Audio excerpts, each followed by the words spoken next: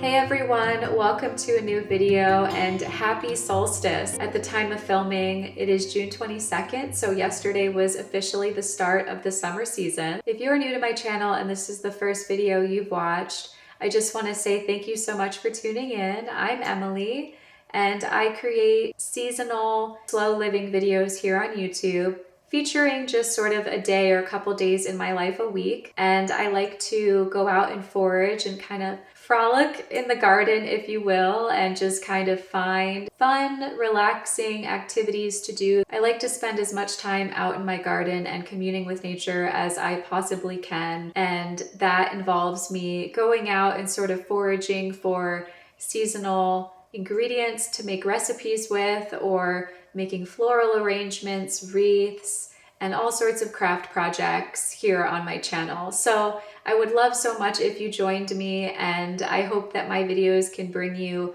a little bit of peace in your week. So if that sounds interesting to you, I would love if you subscribed, and thank you so much in advance for being here. The ultimate dream is to build a cottage style garden that's sort of wild and whimsical. So I hope you'll join me as that dream becomes a reality. I would love to have you here with me week after week. I try to put out a video each week, ideally on Thursday. So I have one really big, exciting garden update to share with you guys. It's been in the works for quite some time. And if you've seen my previous videos, you may already have a clue of what I'm about to say.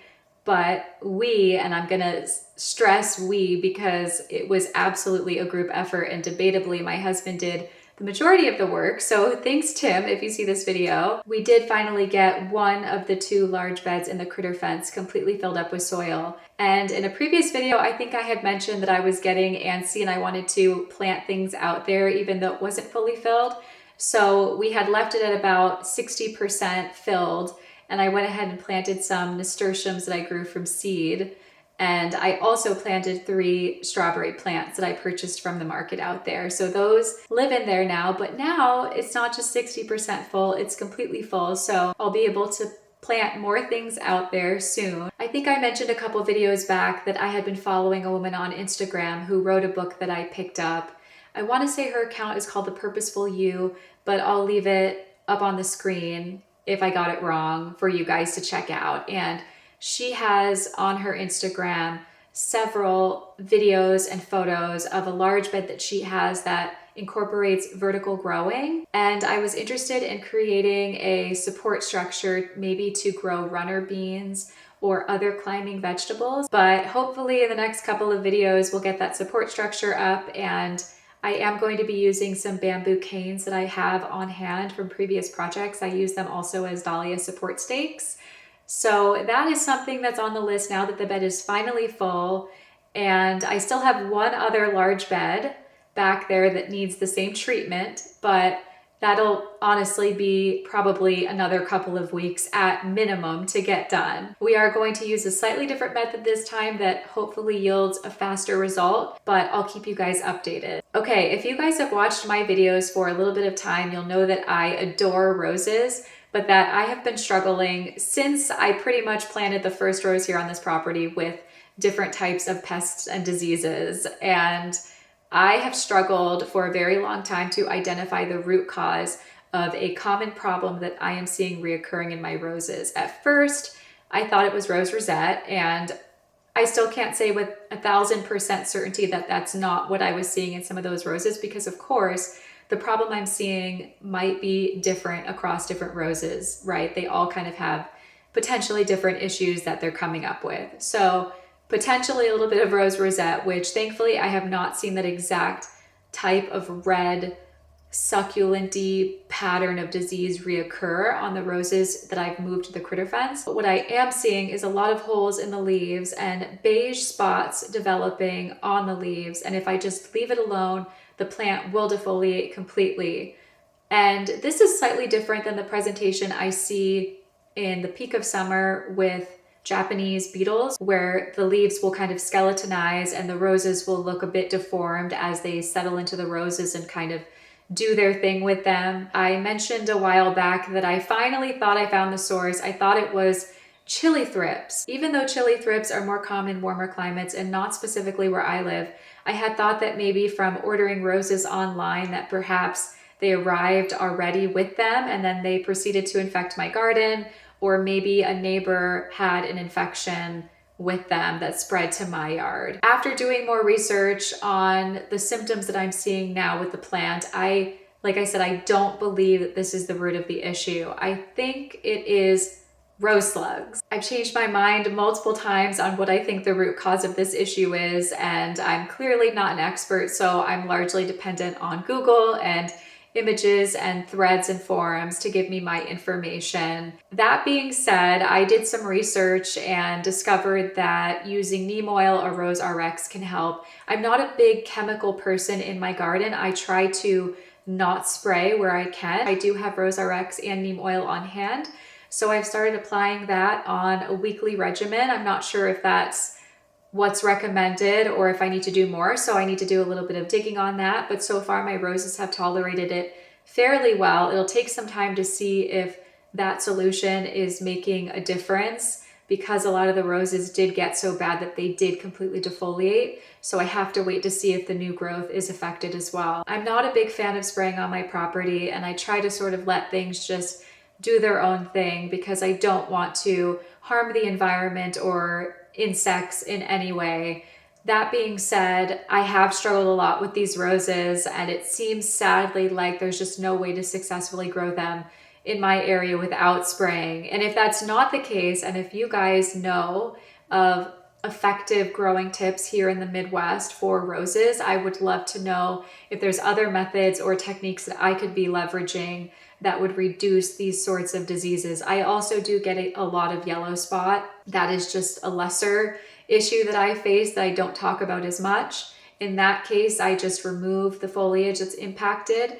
But with the rose slugs or with these sort of defoliation patterns, I have not found anything to stop that from happening, but hopefully these sprays I'm about to use. And that brings me to the next pest that I absolutely despise dealing with in my garden, and that is Japanese beetles. Japanese beetles have been a part of my growing story with roses from day one. I experienced them for the first time moving here and watching the devastation and destruction firsthand that they do, and believe me, it is enormous. They will skeletonize the leaves, causing the rose to defoliate. They will kind of deform the rose buds and make them look not so pretty. They are nasty, evil little creatures. Japanese beetles, unfortunately, are starting to emerge here where I am, and I was very sad to see that on my Olivia Rose Austin tree rose that there was a baby one nestled into the rose. So unfortunately that battle is starting to begin here, and if you guys have seen my previous videos, you'll recall that I talked about using milky spore, applying that to the yard and the lawn to kill off these grubs before they mature into the beetles. However, I, of course, never got around to doing that, shocker, because I got too many projects on my hands. So I did not get that done, and so now I will be facing the full wrath of the beetles here shortly. And the best method that I have found for tackling and dealing with the population of them is just going around plant to plant with a bucket of soapy water and picking them off one by one into the bucket. Typically, doing this in the early morning or late in the day is the best because they're sort of sleepy and they're slow moving. So you can go up to them and knock them off without them flying away. If it's peak midday, when their energy levels are high, they do get away pretty easily. So that is the method I use that works. It is tedious, it is a labor of love, but it is worth it. If you guys are gardeners as well, or grow absolutely anything in your garden, it doesn't have to be roses, and you battle some form of a pest and disease, I would love to know what method you use. Okay, moving on from garden updates, I did want to chat a little bit about books. So I am currently still reading The White Hair by Jane Johnson, and I do love that book, but I'm moving pretty slow with it. I just haven't dedicated a lot of time recently to reading. But I did find 2 new books when I was on vacation recently that were just too kind of special not to share with you guys. I will be moving on to either after I read, or I will be taking a break from the book I'm currently reading to read these because they are relatively thin, smaller books. Both of these books are by an author that is completely new to me. Her name is Sarah Moss. and one is called The Ghost Wall and the other is called The Fell. Firstly, I am admittedly a person that gets drawn to the book cover first, and I saw The Ghost Wall on the shelf first and the cover drew me in immediately. Just look how beautiful this illustration is in this sort of monochromatic green color. It is just stunning. I love how whimsical and natural this cover is. It's really beautiful. It's sort of this vignette of natural materials and insects. We've got some butterflies and a caterpillar, branches and flowers. And this is the cover for The Fell, which is a little bit more simplistic, but still just as beautiful. So I'm going to read the back of The Ghost Wall to you first. It says, in the north of England, far from the intrusions of cities, but not far from civilization, Sylvie and her parents are living as ancient Britons, surviving by the tools and knowledge of the Iron Age. Sylvie's father has raised her on stories of early man, taken her to witness rare artifacts, recounted time and again their rituals and beliefs, particularly their sacrifices to the bog. Now, mixing with students in an experiential anthropology class, Sylvie begins to see, hear, and imagine another kind of life, one that might include going to university, choosing her own clothes and food, speaking her mind. The ancient Britons built ghost walls to ward off enemy invaders, rude barricades of stakes topped with ancestral skulls. When the group builds one of their own, they find a spiritual connection to the past. How far will they go to summon this elusive history? I just think the plot of this book is incredibly intriguing, and the size and length of the book is extremely palatable, so I could see myself grabbing this and reading it time and time again on a short trip or something. I love sort of learning about ancient civilizations and what their spiritual beliefs were and their practices. And clearly we're going to get a little bit of insight into the Britons and what their life was like, and sort of this idea of this ancient culture and civilization colliding with the modern, and kind of the juxtaposition of the two worlds and what that looks like. So this just seemed really fascinating. It hooked me immediately, not just the beautiful imagery on the cover, but the story behind it. And The Fell, I read the back of this one and was instantly hooked also. And this is a much more kind of, it seems, suspenseful story. And the plot of this story is one in which quite literally no one wants to find themselves in, but I think has immense potential for character growth and personal development. And certainly it is a survival triumph story. So the back says, at dusk on a November evening, a woman slips through her garden gate and turns up the hill. Kate is confined to her home in a true lockdown, but she can't take it anymore. Nobody need ever know she stepped out. And anyway, the moor will be deserted at this time. It's just a quick walk on paths she knows in her bones, but somehow she falls. Suspenseful, witty, and wise, Sarah Moss's The Fell is a riveting novel of mutual responsibility, personal freedom, and the haunting nearness of disaster. It asks piercing questions about who we are in the world, who we are to our neighbors, and who we become when the world demands we shut ourselves away. So as you can see, obviously this is centered around a woman who is just taking a walk, kind of a simple thing in her, maybe her daily routine that she's done 1,000 times, but she has an unexpected disaster when she falls. And presumably she's alone and kind of has to get herself out of some sort of precarious situation. I think the haunting thing about this is the awareness that obviously something like this could happen to any of us, something just simple that changes our life forever or flips our world upside down. And I know myself personally, I've experienced moments like that in my life as well that have kind of taught me that I have grit and that I can survive things and I can get through things. So I thought this story was also very compelling. And out of the two, I'm actually more interested to read this one first. As interesting as this one sounds, this one really grips me. I think there's something to learn in stories like this, even though they're fictional characters. Like I said, this is something that could quite literally happen to anyone, and I hope it never happens to anyone who's watching this video or has never happened to you. It also indicates on the front that it's funny at times, so I love that. I love injecting humor into tough situations. I think that that's a great coping mechanism for getting through hard times. And it's just sort of true to the human experience, isn't it? We all go through life and experience events or watch loved ones experience events that we experience alongside of them that sort of affirm our character and personality and transform us. So all that to say, I'm very interested to read The Fell and The Ghost Wall, and I'll report back to you guys. Let me know if you're familiar with this author. All right, the weather today is a little bizarre outside. It's somewhat cloudy and it's been on and off raining all morning. So I do want to go outside and try to get some footage for you guys and make a fun floral arrangement, do some baking. I want to try that hot cross buns recipe I mentioned in my last video from that book that I purchased on vacation. So let's go ahead and explore outside and see if we can avoid getting rained on. And once again, thank you guys as always for tuning in and supporting me and leaving comments and liking my video and subscribing. It means the world, and thank you for listening to my ramblings, and I hope you enjoy the rest of your week.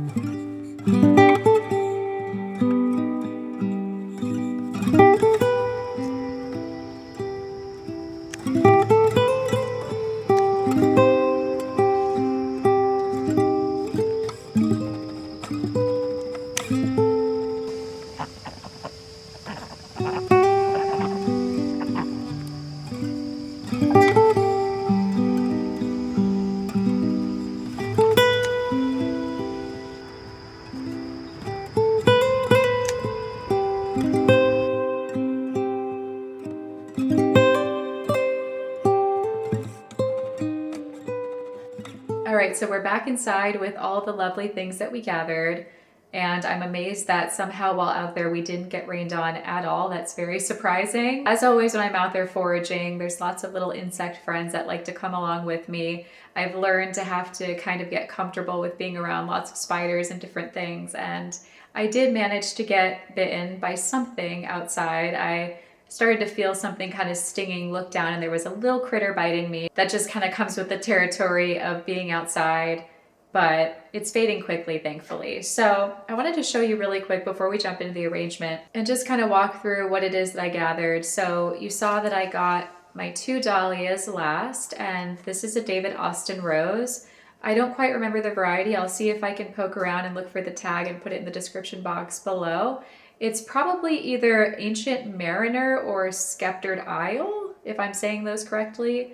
And then I did grab some Alchemilla mollis, little flowers here. I also gathered some wild roses. I also picked a hydrangea early on, along with some wild berries, just for a little pop of color. And then we gathered some raspberry and some cosmos, which were the white flowers that you saw me pick. So these have been sat in this for a little while, so they're a bit wilty.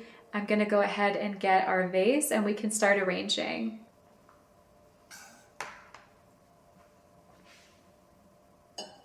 These lime-colored flowers are from the plant Alchemilla mollis, which I believe is also referred to as lady's mantle, and they are usually a bright, punchy lime green. These are a little bit faded and more yellow right now from a couple of weeks of being just drenched in sun, but I still think they're so pretty.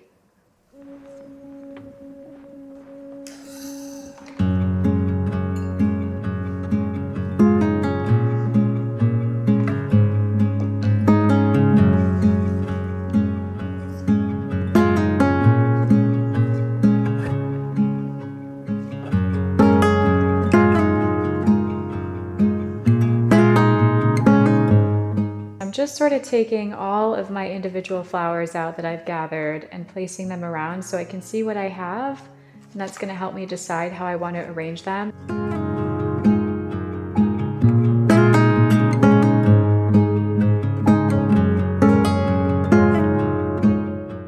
Okay, so I think the first thing I'm going to add in are the kind of main flowers that we have collected, and then we're going to add in sort of the accents like these Alchemilla mollis flowers and the berries. I'm going to start with my favorite flower that I have here, which is of course a rose.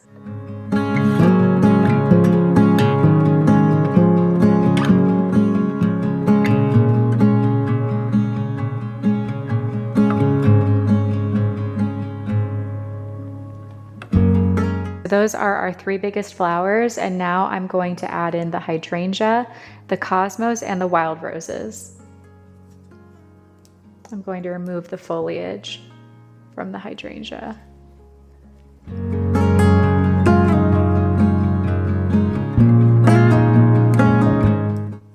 I'm also going to remove the foliage from the roses.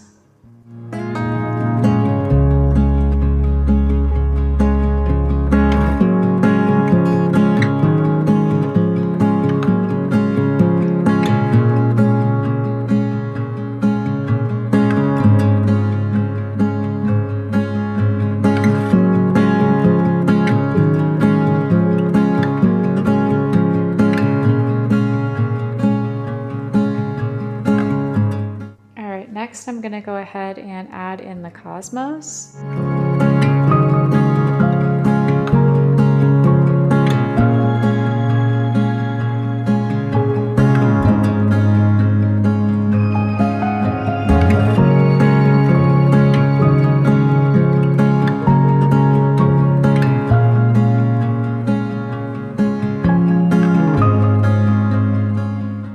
All right, next I'm going to add in some of the raspberry stems. And I'm going to leave some of the foliage. So I'm going to be very careful when handling these because they are very spiky. I should really be doing this with gloves, but of course I'm not.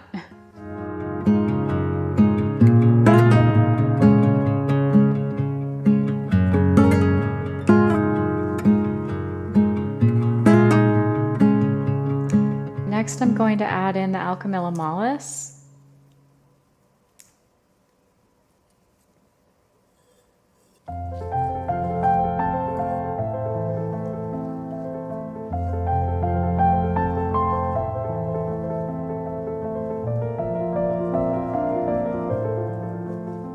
and then all we have left are these berry stems, which I think I'm just going to add in just a couple for a little bit of interest.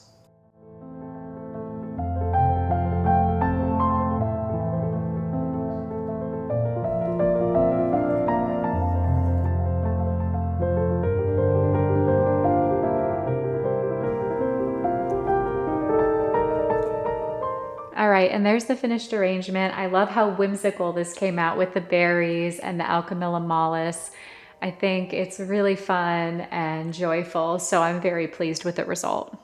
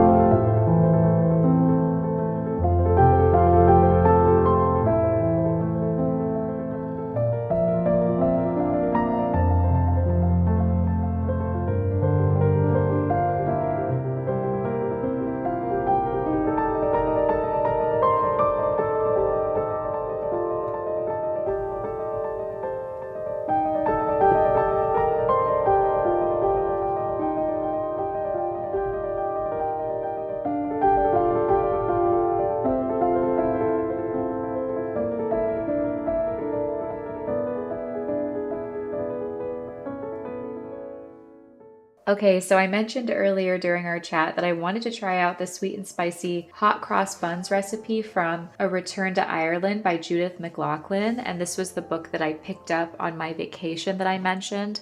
And I'll just put the cover here so you can see it briefly before we start. And this recipe is on page 190. And for the bun ingredients, we need 4 cups of flour, a 1/4 cup of sugar, 2 teaspoons of mixed spice. It specifies cinnamon, nutmeg, and cloves.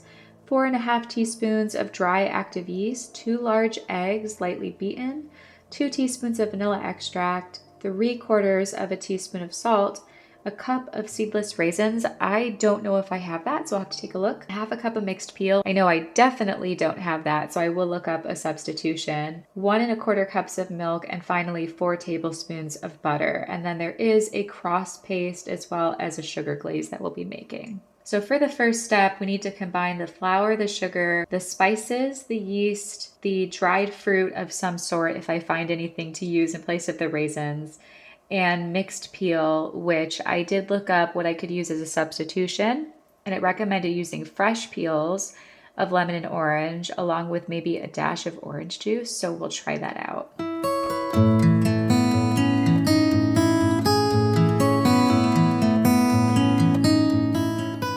For the 2 teaspoons of mixed spice with cinnamon, cloves, and nutmeg, I didn't have a blend of all of those spices in one jar, so I just sort of approximated a bit over 1/2 teaspoon of each to get to roughly 2 teaspoons.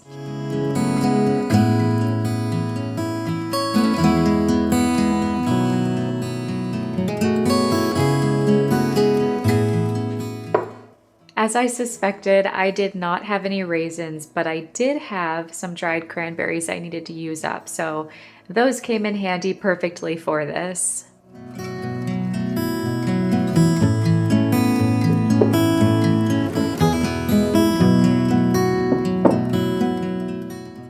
The peel component of this recipe is going to be lacking because not only do I not have mixed peel to be using, I don't have anything other than a lemon.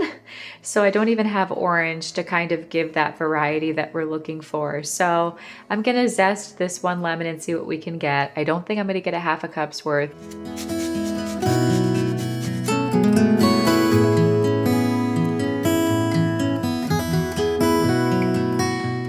Okay, so we only ended up with about 1/4 cup versus 1/2 cup, so this will be a little bit less citrusy than I think the recipe intends.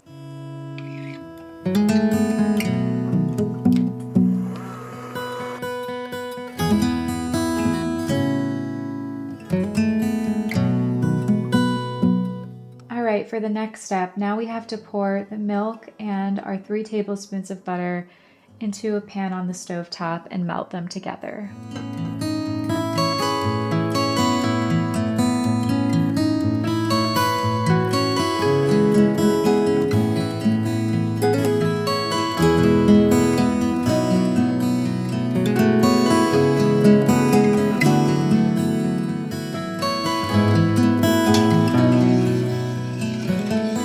Now that our butter is melted into the milk, we need to lightly beat 2 eggs, and we're gonna add those in with the butter and milk mixture into the dry ingredients and mix them all together.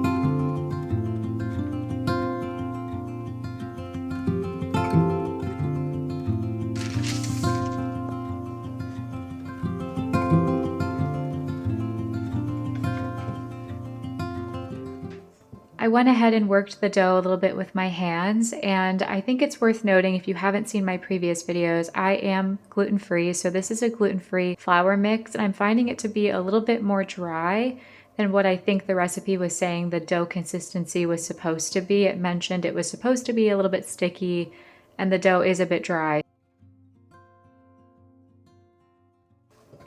Coating it with the butter did remedy some of the dryness, and now we're going to cover it with plastic wrap and let it sit out at room temperature for about an hour.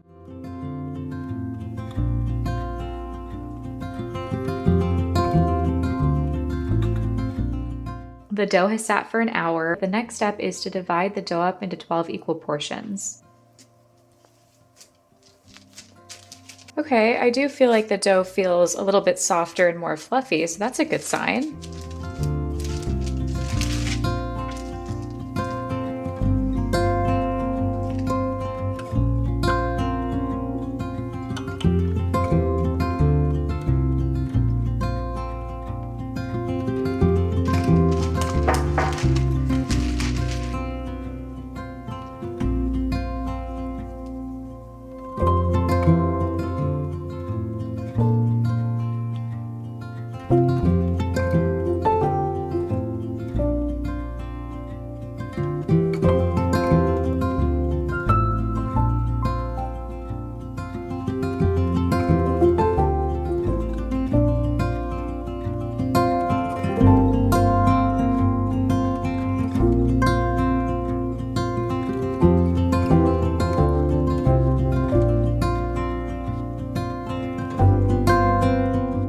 Definitely didn't do the best job of making sure that these were equal portions. So as I go through, I'm noticing some are much bigger than others, and I'm just adding that extra dough onto the smaller ones to sort of even them up just a little bit.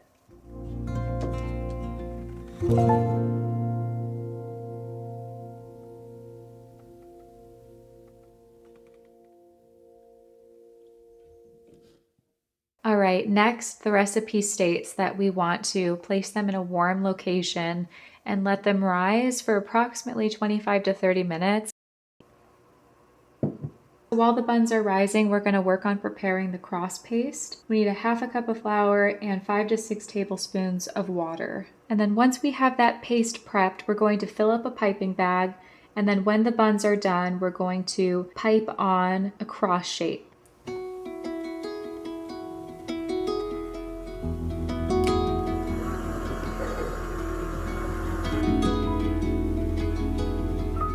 Okay, based on the consistency, I think it's safe to say we need at least a tablespoon more of water, if not more.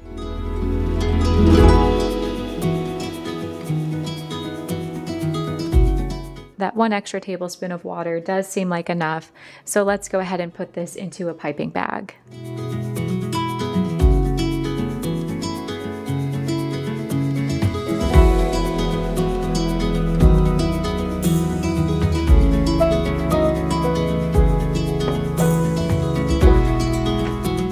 Okay, so it's been 25 minutes, and of course, because these are gluten-free, they will behave a little bit differently.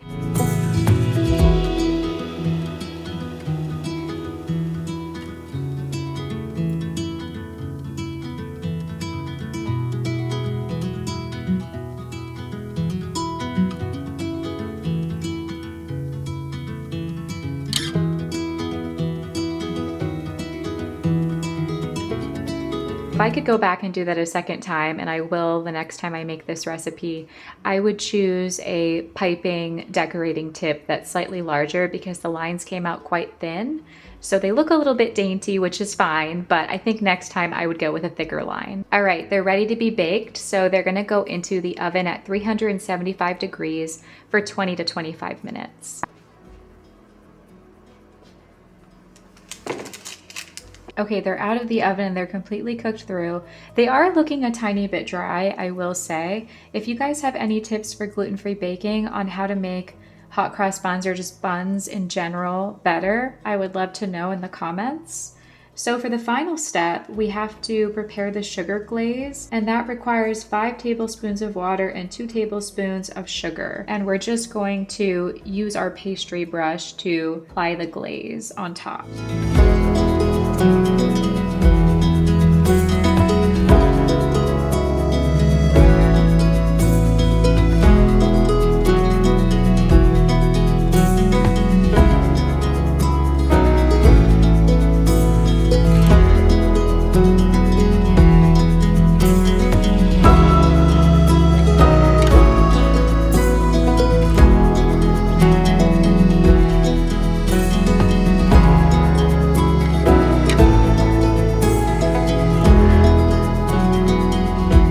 Here are the finished buns. Could look better, could look worse. Like I said, they are gluten-free, so probably a bit of a learning curve required, and I should probably look up how best to apply regular recipes to gluten-free. The recipe recommends serving them with butter, so let's go grab some butter and give them a taste test.